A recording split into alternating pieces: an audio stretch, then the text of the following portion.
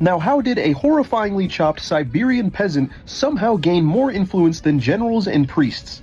And low-key immortal? Well, when you're Grigory Rasputin, you can make up for your formal education and economic status by being a badass mystic. If you're new here, I'm Sean. I turn educational content short form for your attention span. So if you want free education to bless your feed almost every day, you should like and follow and share to somebody who needs it. And leave a comment on what you cover in the future. Enjoy the video. Born in 1869 in Pokrovsky, Siberia, he wasn't formally educated, but he cultivated a great reputation as a mystic and a wandering holy man. Rasputin's rise began when he impressed the Russian Orthodox elites in St. Petersburg, Russia. But his true power came from the Romanov family who ruled Russia at the time. See, the Romanovs' only son, Alexei, had hemophilia, which is where blood doesn't clot correctly. It could be a life-threatening disease, and doctors at the time could not help him.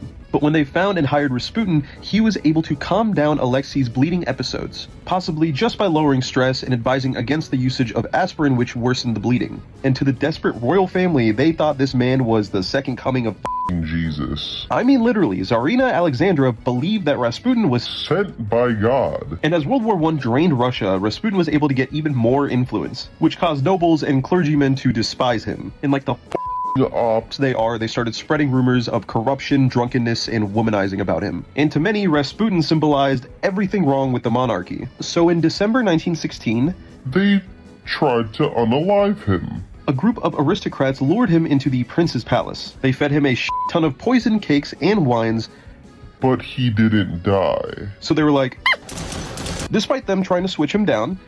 He was still alive. And so when he was stumbling out the palace into the courtyard, they shot him even more, and he fell into a frozen lake and seemingly died. At least they think he did. He did. He definitely did. But his murder didn't save the monarchy. Just 2 months later, after his death, the Russian Revolution toppled the Romanovs. So in hindsight, Rasputin was just another symptom of a crumbling empire. And I feel like the only reason his legend grew was because he was probably the only good thing happening to the family at that time. So they were like all up on his like, source.